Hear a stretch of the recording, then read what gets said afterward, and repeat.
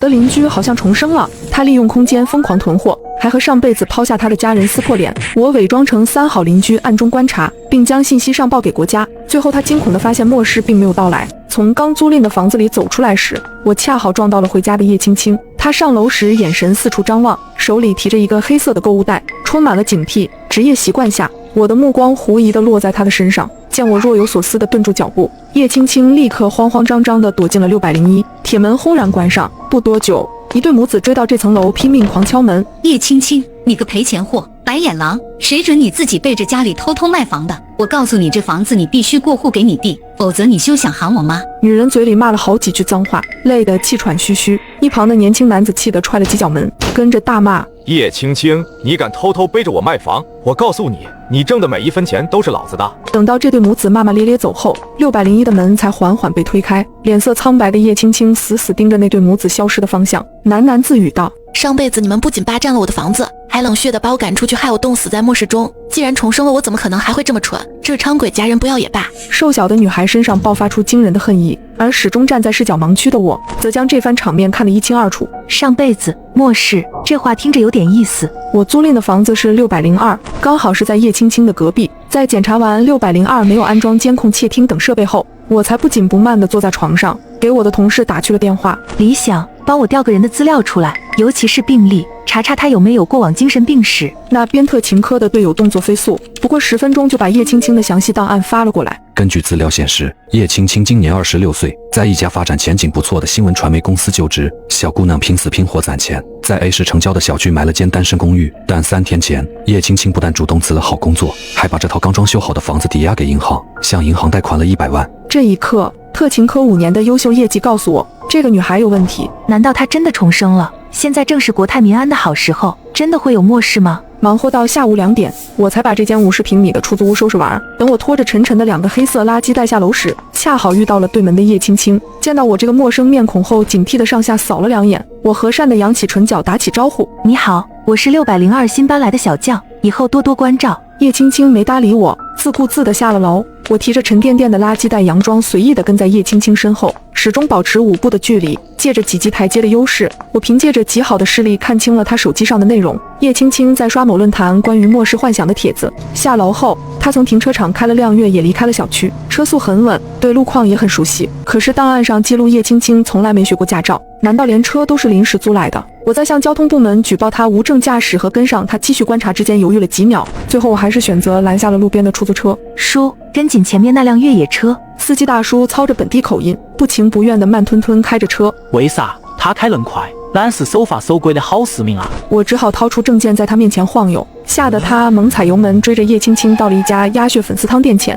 为了搞清楚叶青青的目的，我只好乔装打扮一番，坐在角落里吃了一碗粉丝汤，然后眼睁睁看着叶青青狼吞虎咽地吃下了5碗鸭血粉丝汤。我皱了皱眉，叶青青现在的表现是经历过长期极度饥饿的应激反应。临走时，他还找老板打包了50份重辣的加量鸭血粉丝汤。接下来，叶青青又跑了好几条街，分别到不同的餐馆里点了食物。我低头和他擦肩而过，恰好听到了他的低语：嗨嗨，我多去几家餐馆买吃的就不显眼了，毕竟客人那么多，老板怎么可能记得我点了什么呢？望着欢快上车离开的叶青青，我无奈地叹了口气：老板，刚那穿短裤的女孩都点了什么吃的？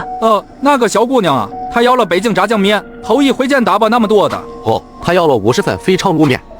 她要了50份过桥米线。餐馆老板们对她印象极其深刻，一下子把叶青青的老底掀翻了。她点餐的借口无一例外都是公司加班订餐，但据我调查，她早就在公司离职了，一天内打包几百份食品给谁吃呢？叶青青在市里晃了一圈满载而归后，才开车回小区，越野停在门口。他脚步轻快地走向物业，刚刚叶青青下车时两手空空，也就是说他打包的那些食物理所当然还留在车内。我悄悄踱步到那辆越野车旁，但是经过我仔细的检查，发现驾驶座后备箱空空如也。这一刻，我意识到叶青青身上有一个可怕的秘密。难道说他有空间？有穿男装很帅，我把2人合照发网上，有人回复：小心这个男的，他眼路300，好似谭颖，是个变态杀人犯。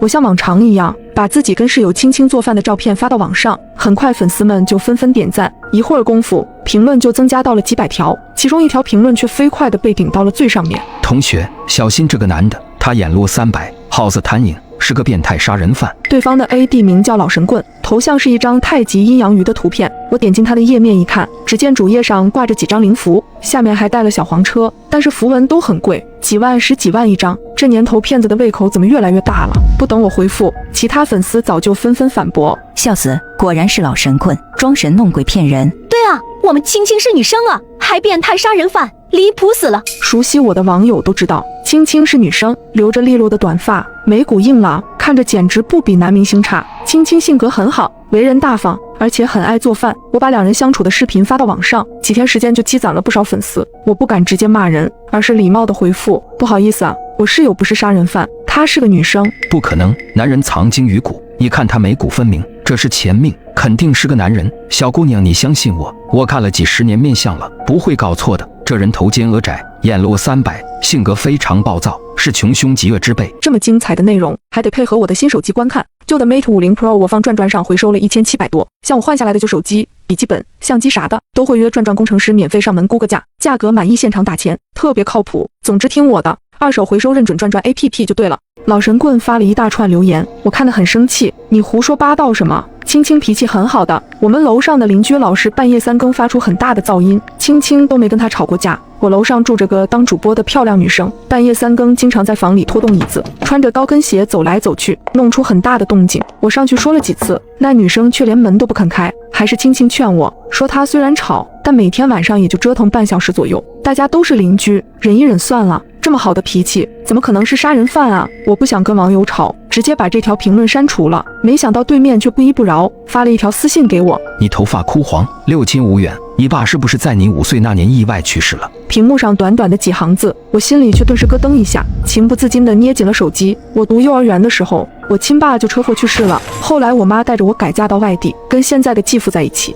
继父对我还不错，连同学们都不知道我们没有血缘关系。这个算命的又是怎么知道的？你极恶宫有2条横纹，去年肯定发生过意外，还有1条是今年的，能不能避过去就看你自己了。发完最后一条消息，老神棍就没反应了，但我的心里却久久无法平静。我去年从楼梯上摔下来，小腿骨折，在医院躺了半个月。这个老神棍真的有点东西啊！青青他该不会真的是男的吧？我呆呆地坐在床上，仔细回忆着两人相处的画面。就在这时，手机忽然又震动了起来。我打开微信界面一看，发现是隔壁的邻居小美给我发了好几条信息：酱汁，你快看群啊，好几个女生被尾随了，真可怕。我刚准备出去吃夜宵呢，吓得我不敢出门。我忙切到业主群，翻看聊天记录，邻居们讨论的热火朝天。莹莹，大家可千万别出去，我手现在还在抖。5、6个纹身的肌肉男，喝得烂醉，真的好吓人。报警了吗？报了，警察说等会儿会派人去看的，但我估摸着也不会有什么结果，他们就跟着我说下流话，没来得及动手我就跑了。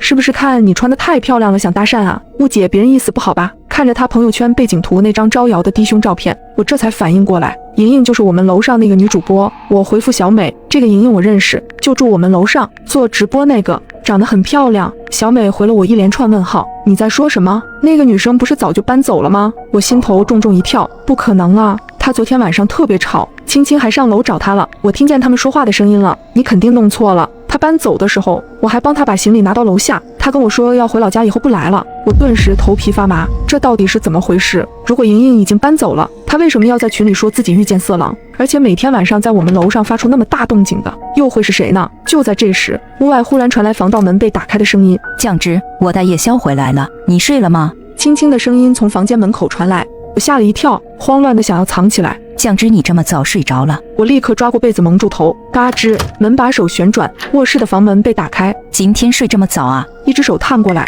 把被子从我头顶往下掀。我闭着眼睛一动不敢动。我虽然闭着眼睛，也能感觉到他的视线在我身上扫来扫去，带着一股不怀好意的阴森感。真睡着了？轻轻伸手摸我的脸，2根手指顺着脸颊一路往下，冰冷粗糙的触感激起一阵战栗，我几乎要控制不住身体的颤抖了。就在这时，楼上忽然发出咚的一声巨响，像是椅子倒地的声音。轻轻的手一顿，过一会儿，好像有人拖着椅子走来走去，响声更大了。真烦人！轻轻不耐烦地朝头顶喊：你有完没完？能不能安静点？他喊得太响，我不能再装睡了。我犹豫片刻，睁开眼睛，做出一副迷迷糊糊的样子。青青，你回来了，怎么了？没事，楼上又开始了，我上去跟他说一下，你继续睡吧。轻轻安慰似的朝我笑了一下，转身带上门出去了。等他一走，我立刻扑过去反锁房门，身体贴在门上，大口大口喘气，放在口袋里的手机又震动起来。小美发了一张图片过来，这是物业给我的。我就说吧，楼上根本没有人住。图上是一张小区客户的动态表，表格里显示6栋1301状态为空置，正常的空房都是待租，那些房东没有出租需求的空房才会特别标注为空置2个字。我脑子有点僵，可是楼上又发出噪音了。青青刚上去啊，楼上那个莹莹脾气差，又是个话痨，每次青青上去都能听见她在那边大喊大叫，两个人要说好一会儿话，青青才会下来。楼上是绝不可能没人住的，但小美发的这个图片也不像是假的。我大脑机械地转着，联想到刚才那个老神棍说的话，心里忽然有了一个大胆的猜测，难道说青青在楼上囚禁了一个女人？青青不会真的是变态吧？我被自己的念头吓到，想找小美把情况说清楚，然后去她房里躲着再报警。可一翻到我们两人的聊天界面，才发现小美又发了一连串信息，你怎么老不信我？我骗你有什么好处？楼上根本不可能有人啊！青青上去也没用，8成一个人在走廊里傻站着呢。你等着，我去给你拍个照片。我握紧手机，倒吸一口冷气，完蛋了！小美做事情怎么这么莽撞啊？这要是去楼上，正好撞到青青，我不敢再想下去，立刻冲到客厅。我跑到走廊上的时候，看见电梯门正缓缓合上，小美穿着个粉色的摇粒绒睡衣，开心地朝我挥手。我扑过去按下电梯键，小美，你听我说。哎呀，你来得正好，走，我带你上去看看。小美不由分说，一把拉住我的手，把我往电梯里拽。我大惊，你放手，我不去。你听我说，青青是个杀人犯，他在楼上囚禁了一个女人，我们得快点报警。酱汁，你在胡说什么？你忘记了，青青那个朋友就是警察，不是来你家好几次了，警察能跟杀人犯当朋友？我一愣，这才想起来，青青确实有个当警察的朋友，叫李俊杰，长得人高马大的。有一次青青喝醉，还是李俊杰把青青送回家的，他还穿着警服，吓了我一跳。如果青青是在逃的杀人犯，李俊杰不可能不知道吧？这么一想，我又感觉是自己疑神疑鬼了。奇怪，如果他不是变态，那1301里面的女人到底是怎么回事啊？我百思不得其解。小美按下13楼的电梯键，哪里来的女人？去看看不就知道了。你就放心吧，现在都什么年代了，你看走廊里都是监控，哪里来的杀人犯啊？就算他真的是变态，我可是跆拳道黑带，我们2个还打不过他一个。电梯很快就到了13楼，门口空荡荡的。小美指着那扇黑色的大门，看见没有？我就说这里没人。我们边说边朝走廊深处走。很快，小美脸色僵硬，说不下去了，因为那扇黑色的防盗门居然开着一条缝。奇怪，这门怎么开着？小美握住门把手朝外拉，门开得更大了。她探着身体朝里看了一眼，眼珠子立刻瞪得老大。妈呀，怎么了？青青在里面吗？小美却像没听见我说话一样，眼睛直勾勾地盯着里面，然后走进了屋里。我不敢一个人留在走廊上，只能硬着头皮跟进去。怎么没人？青青呢？小美不可置信地朝周围看了一圈，这屋子居然真的有人住啊，好奇怪啊！那物业怎么显示是空置呢？我们2人面面相觑，视线转向一旁的2间卧室。卧室房门紧闭，可靠近客厅的那间却时不时传出高跟鞋敲击地面的脚步声。小美走到卧室门口，往下旋转门把手，我朝她拼命使眼色，别管人家的闲事了，我们走吧。小美却直接打开了房门，我只感觉眼前一花，一道黑影冲出来，猛地把小美扑在地上。小美尖叫一声，拼命挣扎起来。那是一条模样古怪的大狗，狗的嘴巴戴着一个特殊的铁质嘴套，2旁密封，中间留了个洞，那洞估计是喂流食用的。那条狗看着恨极了小美，拼命地撕咬她的脸，只可惜戴着嘴套，根本伤不到小美。小美用力推开大狗，慌乱地坐起身。我靠，这是什么东西啊？大狗又往前扑，高跟鞋踩在地面上，发出清晰的脆响声。我低头一看，这才发现这条狗的后肢穿着2只模样古怪的高跟鞋，鞋底大概5-6公分，又尖又细，看着踩高跷似的。好变态啊！这女的虐待动物，虐待动物的可能是青青，她估计真的是个变态。墙角摆着一只铁笼子，笼子旁边有一个计时器，上面显示晚上11点，所以每到11点，这笼子就会自动开门，狗从笼子里出来发出响声，青青就会上来给它喂食。那个跟青青说话的女生是不是被她关在另一间屋子里？我吓得浑身发抖。我们快走吧，快离开这里，报警。好，走吧。小美也吓得脸色发白，再也没了刚才天不怕地不怕的样子。我们2个跑到客厅里，小美伸手用力推了一下防盗门，脸色更白了。完了，这门被锁住了。怎么可能？刚才明明是开着的。我惊慌失措，用力往下压门把手，可不管怎么往外推，那门都纹丝不动。小美似乎想到什么，这是指纹锁，有人把电池卸掉了，要找到钥匙才能出去。我心脏一下就被揪紧了，肯定是青青，她跟在我们后面进来了。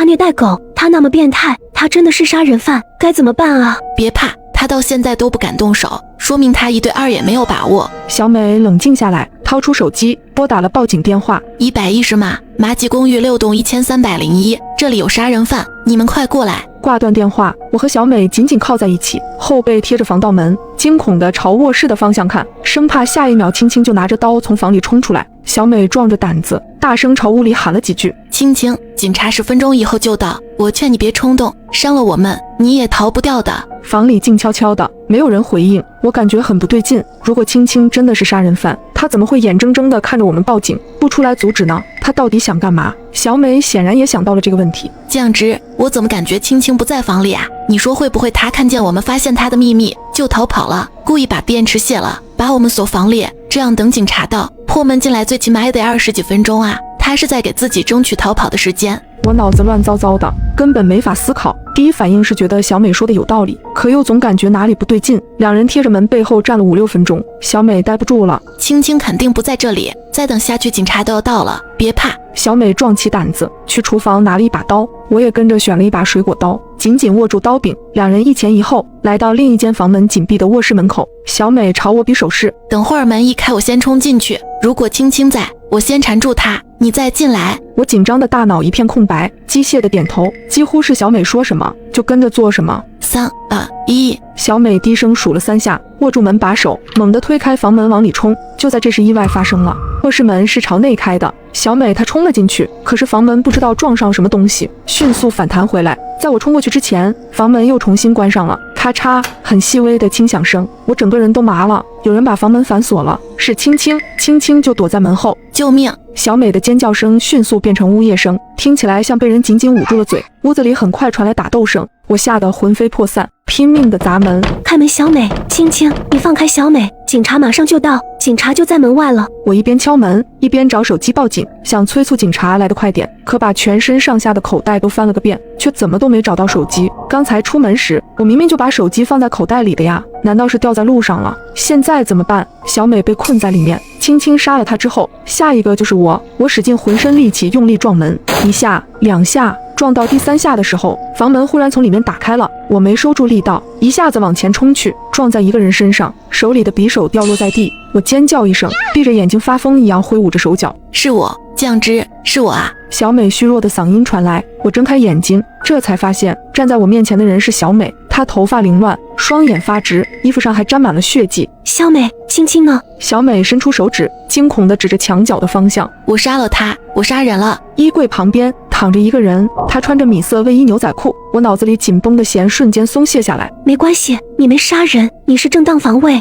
我们是正当防卫。我小声安慰她。小美把头埋在我胸口，双手紧紧搂住我的腰，剧烈的喘息。她看起来被吓坏了，喘着粗气，头一直在我胸口拱来拱去。没事的，小美，警察很快就到了。警察，我说不下去了，瞳孔骤缩，死死盯着床铺底下的那样东西，仿佛一只有力的手勒住我的咽喉。极度的惊恐让我开始浑身颤抖。那是一部手机，是熟悉的鲜亮外壳，这是我自己的手机。所以小美为什么要拿走我的手机？难道说小美根本没有报警，是她给我发的物业表格图，也是她非要拉着我上楼？难道真正的凶手是她，虐待动物的也是她？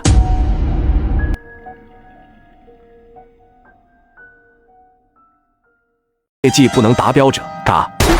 放假后，我找了一份暑假工。面试的第1天，大厅里突然响起一阵沙哑的喇叭声。本次招募员工100人，欢迎各位。接下来的时间里，请大家严格遵循员工守则，违反者嘎：1. 禁止擅自逃离公司范围；2. 禁止以任何手段攻击和伤害考官和同事，包括你身边同一批的新人；3. 公司具有良好的组织架构，每一次升迁都有一场对应的规则考验；4. 在考验当中，业绩不能达标者嘎；5. 成功升至 K12 职级，便能顺利生还离开公司。目前各位的职级为 K2 见习期，请前往2楼接受升职考验。规则全部介绍完毕，来面试的100号人在大厅里面面相觑，迟迟没人踏出前往2楼的步伐。毕竟一旦业绩不达标，就得把性命丢在这里。眼看几名安保人员已经有些不耐烦，开始催促我们上楼。有人小心翼翼地提出了疑问：那我要是不想晋升，是不是就不用接受考验了？可仅仅3秒之后，他期待的眼神就化为了绝望。冰冷的喇叭声再度出现，不想晋升，那就洗吧。还没说完，那人手上的黑色手带突然爆开，接着安保人员又把他活生生拖进了一个废物回收站。下一秒，随着齿轮转动，一阵惨叫声传来，那人瞬间化成了粉末。看着这可怕的画面，我瞬间汗流浃背。一想到我手上也有同样一条腕带，便止不住颤抖。喇叭声像是很满意这个结果。如各位所见，我们不喜欢没有上进心的员工。此言一出，所有人疯了似的向2楼跑去。2楼的办公区域被划分成了一个个正方形的小隔间，每个隔间里仅仅摆着一张桌椅和一台座机电话。一名经理打扮的工作人员早已在此等候多时。欢迎来到2楼销售部，这里是电话销售区，我是这里的考官。在这里，你们只需要做2件事：第一，拿起电话，随意说出一个指令。该环节结束后，进入第2轮，系统将挑出1名员工执行这道指令。这名员工需要严格按照指令要求行动。大家记住，淘汰的人数越多，对剩余人员的升职和存活越有利。所以，请尽可能给指令增加难度，嘎掉那个接收命令的人。随着他一声令下，1分钟倒计时正式开始。我拿起手里的电话，顿时有些茫然，该说什么呢？不管我提出任何要求，都将有一位同事在下一轮拼命执行，所以要求越致命越好。但与之对应的是，第2轮的我也将接收到别人传来的命令，这无疑是一个心理博弈的问题。我隔壁几个隔间的人似乎已经开始了行动。请抠掉自己的所有手指甲，请掰断自己的大拇指，请用尽全力把头撞到尖锐的桌角上。一条条指令让我心惊胆战，我都不敢想象第2轮时这里将变成什么样的人间地狱。1分钟并不算长，场上1半多人都已经说完指令，放下了电话。我紧张的左右环顾，脑子里不断闪烁着一幅幅画面，一上来就团灭，恐怕也不是公司想要的结果吧。猛然间，我突然想到了一个巨大的矛盾点，直到最后5秒的提示音响起，我急忙拿起话筒，说出了一条极其简单的指令：举起一次左手。刚把话筒放下，一声脆响紧接着响起，第1轮结束。非常好，99位见习生都顺利布置了指令，没有人拖后腿，我很欣慰。考官笑了笑，他摊开手指了指电话机。如果没有什么异议，我们就要开始第2轮接收指令的环节了。想不想知道自己会收到哪位同事的指令，会被要求做什么样的事情呢？我真是好期待。我宣布第2轮正式开始，请各位拿起手中的电话，听取指令，并严格按照里面的内容做事。待他说完，我深吸一口气，随后接通了电话。听筒里先是传来一股丝丝的电流声，过了许久，才终于听见清晰的人声。这个嗓音非常熟悉，他略有些发颤地对我说：举起一次左手。心里石头落地，那是我自己的声音。与此同时，格子间里已经传来了无数怒骂，懊恼的脏字频频响起。没错，这就是第1关的奥秘，每个人给出的指令在第2轮最终都会回到自己的耳边。规则里只说了指令会传达给某位员工，却并未指明传达的具体方向。可就在我梳理规则的时候，却发现了一丝猫腻。在大厅时，喇叭声提出的总规则里明明就有这么一条：禁止以任何手段攻击和伤害考官和同事，包括你身边同一批的新人。唯一能使2条规则同时实现的条件，就是每个人下发的指令最终都会落到自己的头上。考官的话在误导每一个人，一道道嘶吼声撕心裂肺，在我耳畔此起彼伏，每个人都要为自己的命令买单。我轻轻举起左手，完成了任务，走出销售部，喇叭声再度响起。恭喜各位完成考验，晋升为 K5 专员，目前存活人数33人。接下来，请各位前往5楼集合，迎接第2次晋升考验。这一次的主题是专注与合作。爬上5楼，考官微笑着伸开手：欢迎来到5楼，这里是登记处。按上楼的顺序把我们分成了3人一组，分别领进了11个隔间。之前的喇叭声提到了第2关的主题，带有合作的字眼，因此隔间里的另外2人多半就是我本次的同伴，一个叫青青，一个叫小美。等我们互相介绍完毕，考官的声音也从门外传了进来：各位，在你们每个人的前方都摆着一个记录本，你们需要在15分钟时间里，按照顺序从数字1开始写到数字1000，出现错误或者超出时间者直接淘汰。请注意，本次考验为团体任务，每组共有3人，只要有1人出错，整个团队都将共同承担后果，一并淘汰。所以不要只盯着自己的纸面，请时刻关注自己的伙伴。3分钟后，倒计时正式开始，祝你们好运。听完规则，我不禁捏了把冷汗。写数字的游戏并不是我第一次经历，前2年的商场附近经常都有人以此为噱头摆摊，免费参与，在规定时间内从1写到500，成功者能获得玩偶奖励。这个要求乍看非常简单，几乎没有任何难度，所有人都有信心挑战。可一旦亲身尝试，才能感受到其中的厉害。在漫长重复的机械操作里，只需一个恍惚，就会让前面的努力全部化为泡影，对人的专注力是个极大的考验。没记错的话，当初我挑战时，在300前后失败了，而这次的要求比商场里的还要严苛，不仅总数变成了更大的1000，还加上了时间限制，15分钟写完，相当于每个数字的用时都不足1秒。最要命的是，仅仅自己写完没有任何意义，但凡同伴出现一个失误，所有人都将坠入深渊。两位，现在我们的生死已经绑到了一起，你们没有什么想说的吗？小美闻言，握紧了手中的笔。我保证，我会全力以赴，避免失误，绝不给大家拖后腿。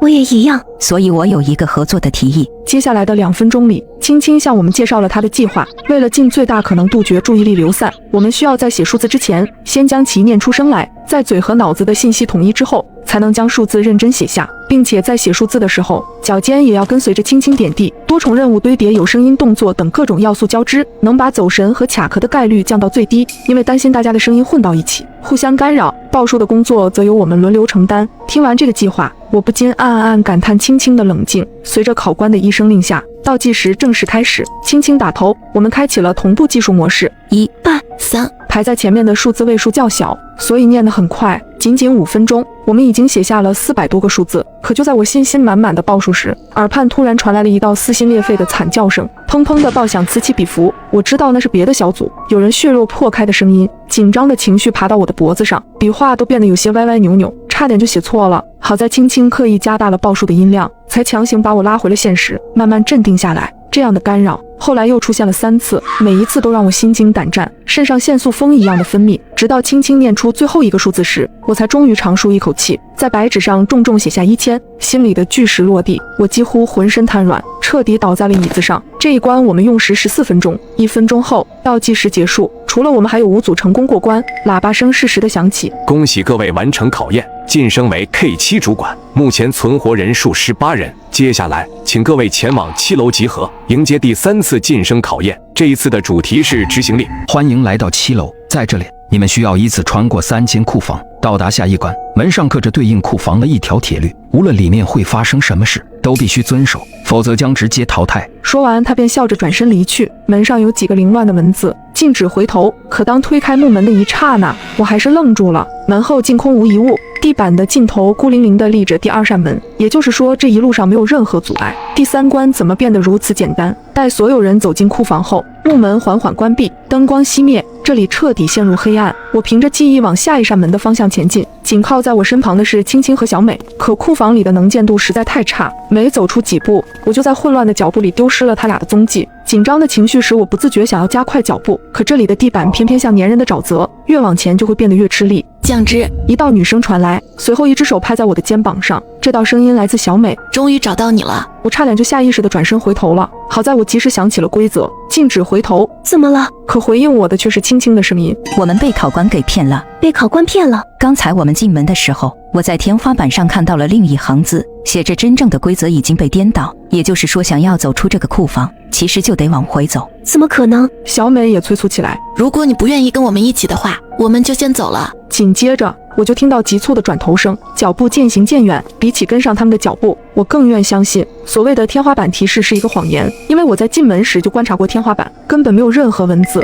很可能一切都是关卡营造的幻觉，只为了让我在纠结中回头。想到这里，我再也没有半点犹豫，拼尽全力迈开步子，继续朝第2扇门的方向前进。猛地推开，一束光打到了我的脸上，里面零零散散已经站立着7、8道身影，包括之前蛊惑过我的青青和小美。一番交谈后，果然每个人都和我一样，听到了前一关同伴的呼喊，只有坚守规则绝不回头，才有资格走到第2间库房。第1道考验彻底落幕，身后的房门浮现出第2条库房铁律，禁止闭眼。这次的考验就要简单粗暴得多。走到一半时，两侧的墙壁突然刺出几十根钢针，直直朝着每个人的双眼飞去，速度极快，难以抵抗，不论摆头还是转身都没法将它们甩掉。感受着来自尖锐针头的压迫感，每个人都会本能的想要闭眼躲避，可规则摆在眼前，必须克服内心的恐惧。而这些钢针其实并无实体，在接触到眼球的一瞬间就会化成烟。但好在能走到这里的无一不是心智坚定者，这次竟罕见的全员通关。我们一起推开了第3扇门，待大门关闭后，门后写着最后一条库房铁律，禁止行动。看到这条规则，我有点发懵。所有人都只能像木头一样站在原地，那谁能去推开最后一扇门？我急忙把目光转向青青和小美，向2人递出了话。你们有什么头绪吗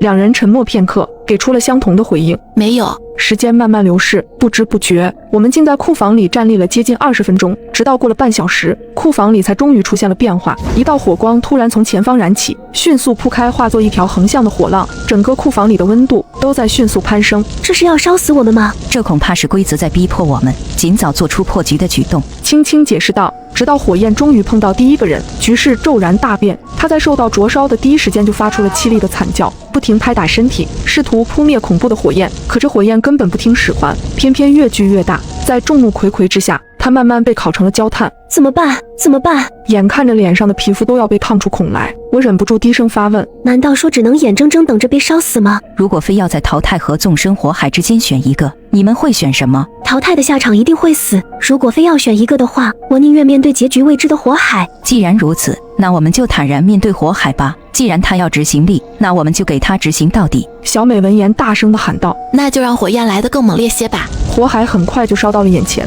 高温迅速吞噬了我，几乎将我直接融化，浑身的疼痛叠加到一起，仿佛要把我活生生撑到爆炸。但我却不敢有丝毫的动作，只能站在原地静静忍耐这一切。不知道这样的痛苦维持了多久，我终于在滚滚的浓烟里看到了一扇木门，甚至连推门的力气都没有，径直跌进了门里。我们过关了，恭喜各位完成考验，晋升为 K9 经理。目前存活人数12人，接下来请各位前往9楼集合，迎接第4次晋升考验。各位欢迎来到茶水间，想要在这里存活，请最大程度发挥你们的观察能力。你们需要用5分钟的时间，记住这里的场景、桌子、椅子、沙发、脚垫等。5分钟后，自行凑出3人一组，重新进入茶水间，在几乎完全一致的场景里，寻找唯一的变化或者不同点。每人仅有1次指认机会，若是同组的3人全部指认错误，则判定为失败，全组共同淘汰。若在3次机会之内找出变化，全组共同通关。请不要有任何迟疑，倒计时开始。在他的身旁是一个正在倒计时的计时器，剩余的时间已经只有4分20秒。考官讲述规则的时候，倒计时居然已经悄然开始，所有人都暗骂不好，赶紧巡视起茶水间里的每一个角落。经过简单沟通，青青把茶水间分成了左中右3个区域，小美负责最左边，青青负责中段，我负责靠右的一侧，每个人都能专心致志，主攻一块较小的范围。接下来的4分钟就是和死神赛跑的时间，10几道身影在茶水间里不停忙碌，看得出来每个人的神色都异常紧张，大家似乎都有自己的方法去记忆身边的画面。好在我们已经提前做好了分区，我可以心无旁骛地对着同一块区域一遍又一遍重复观察，直到4分钟彻底结束。在叮铃的响声里，考官比出了一个请的姿势，我们只能悻悻走出房门。走出茶水间后，考官命令我们自行分组，12人都选择了找曾经同组的伙伴。所有人待定后，考官把第一组人重新领进了茶水间，我们9人则在屋外静静等待。足足等了5分多钟，茶水间的门才终于再次打开，可出来的却只有考官一个人。下一组，所有人都变紧张了。紧接着第2组也被考官带进了屋内，同样的5分钟，同样的等待，走出来的依然只有孤零零一个人。这里面是吃人的魔窟吗？出人意料的是，第3组竟没有重蹈前2组的覆辙，他们仅仅用了3分半的时间，就从茶水间里活着出来了。即使他们的脸上写满了惊讶和后怕，也无疑给了我们不小的信心。这一关虽难，但绝不是无解的死结。随后考官示意轮到我们，怀着忐忑不安的心情，我们一同走进了茶水间。一眼望去，熟悉的布局，熟悉的摆设，熟悉的器具。接下来你们有2分钟时间观察现在的茶水间，寻找出唯一的变化，或者说不同点。2分钟结束后，我会通知你们来门口集合。后续的时间里，你们每人有1分钟的时间，指出自己认为的不同点。答对则全员晋级，答错失去机会。3人全都答错，你们就可以把血肉都留在这里了。看着一旁早已开始流逝的倒计时，我不禁暗骂，又是同样的招数，这个考官真是擅长浪费我们的时间。回到茶水间右侧区域，我开始寻找记忆中的每个细微元素。从整体上看，压根看不出2次进入的茶水间有任何区别，所以真正的谜底肯定藏在肉眼难辨的地方。2分钟的时间转瞬即逝，我深吸一口气，最终带着一份白卷走向了门口。即将汇合时，我悄悄凑到青青小美的身边，我这边没有任何发现，我负责的区域也和之前完全一致。听完我们俩的话，小美愣住了，她瞪大眼睛，可是我那边也和之前完全相同。完了，3个人没有一人找出答案。耳畔传来一声细细的轻语：1分钟倒计时，你先说。他指了指我的方向，看着他戏谑的笑容，我的脑袋一阵发懵。说什么？怎么说？我什么都没找到啊！接下来的1分钟，我陷入了一片茫然，直到1分钟倒计时结束，无奈之下，我只能随便指着一杯水，水杯里的气泡和上次的不一样。考官闻言哈哈大笑，错了，重新开始倒计时。他指了指青青，轮到你了。漫长的等待了1分钟，他最终和我一样，随便指了个地方。考官的嘲笑声再次响起，哈哈哈，下一个。小美成了我们最后的希望，小美则眯起眼，眼神不停上调，似乎在做最后的挣扎。而我和青青心脏更是几乎都蹦到了嗓子眼。眼看倒计时即将归零，小美微微一笑，我想我已经发现了2次茶水间真正的变化所在。我和青青难以置信地看着小美，不得不说，这一关的谜底藏得非常好，因为真正的答案其实在考官你的身上，你脚上鞋的颜色变了。听到这个答案，考官本来还得意洋洋的笑容突然停止了。其实茶水间里的布置完全是迷惑我们的障眼法，而考官在讲规则时也一直在误导我们，让我们记住这里的场景，桌子、椅子、沙发、脚垫等。其实他自己也是这里的一部分，并且是最容易忽略的那个。听到小美的解释，我和青青恍然大悟，还好多亏了小美，要不然我们就要交代在这了。而这一关也总算是通过了。之后我们6人来到顶楼迎接最后一次挑战。恭喜6位来到最终挑战环节，现在你们每个人面前都有一个盒子，请你们先打开。我们6人相互对视一眼，似乎都有点好奇，怀着忐忑与不安，我第一个打开了盒子。这是什么？奖励吗？